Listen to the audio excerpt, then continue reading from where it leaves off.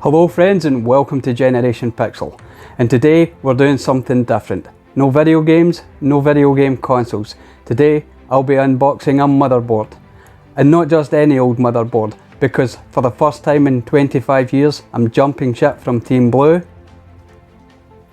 into Team Red. So let's get cracking. Come on then.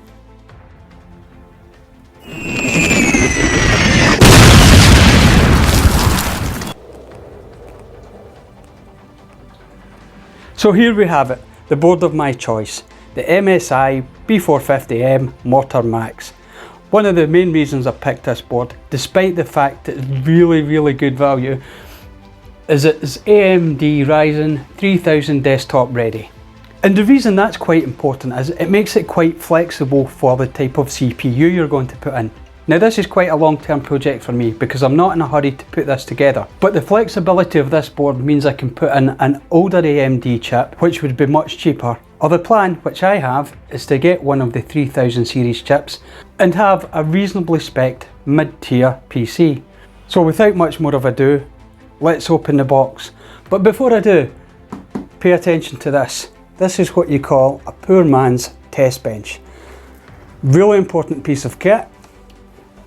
Anti-static and an easy work surface for putting all the easily seated components onto the motherboard before you drop it into a case.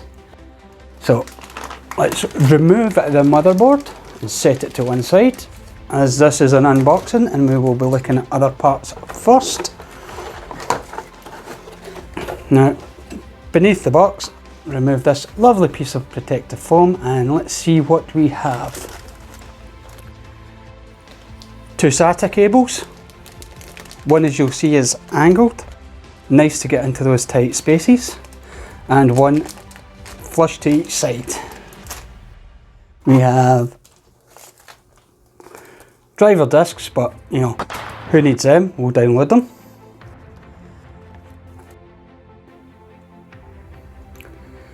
Of course, the Mortar Max B450M user guide. Again, might not use that. The really important I/O shield.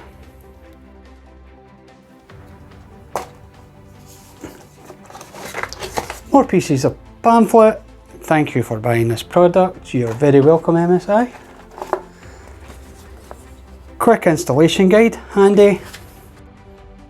And True Gaming Summer PC.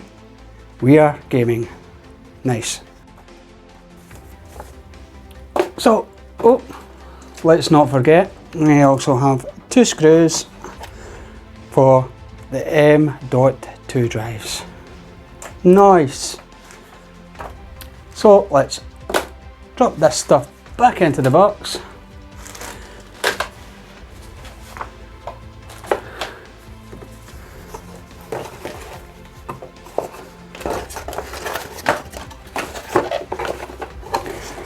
More than likely to jump cut this.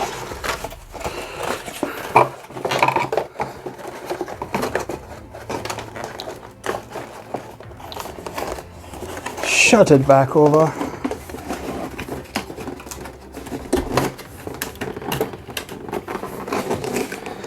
And utilise our test bench. So carefully removing the motherboard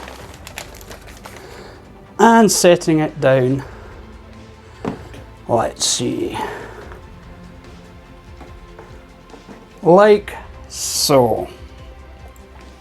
Now some of the features I really quite like about this motherboard, and I'll bring it closer so you can have a decent look. Here we have a nice heat spreader over the voltage regulation module, and again over the heatsink. PCIe slot, the main one, steel shielding, make it extra secure for those big heavy graphics cards. Two M.2 slots, one here beside the CPU, one here which takes up one of your PCI slots.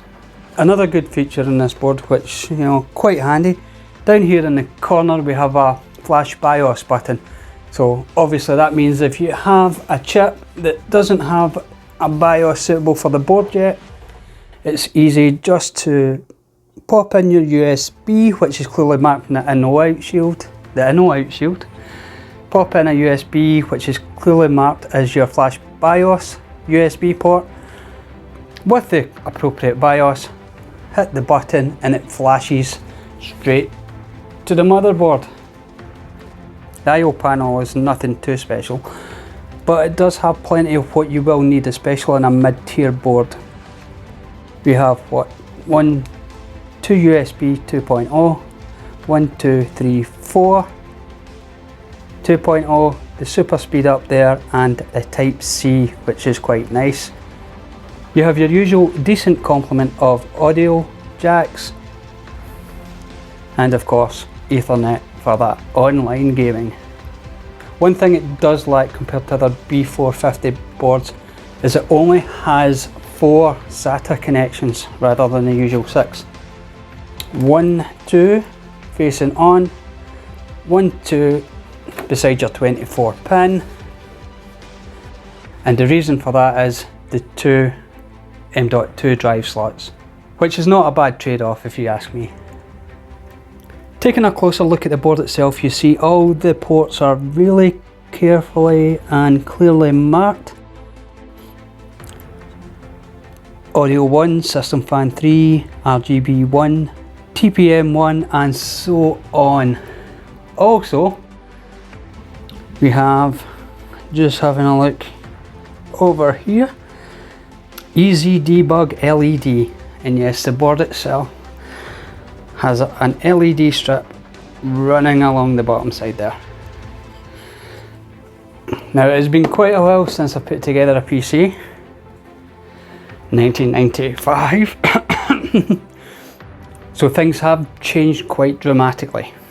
But there we go, this is our first look, or my first look at the MSI B450M Mortar Max. A board that I am truly looking forward to putting together with the rest of the components and seeing just exactly what we can do for a mid-level PC build. And as I said before, it's an AMD board, and the reason I chose AMD over Intel is because I feel it's not only for gaming but also a good chip for productivity, such as video editing. So that's been my unboxing of the B450M Mortar Max. I'm not going to cut to face to say goodbye, so bye!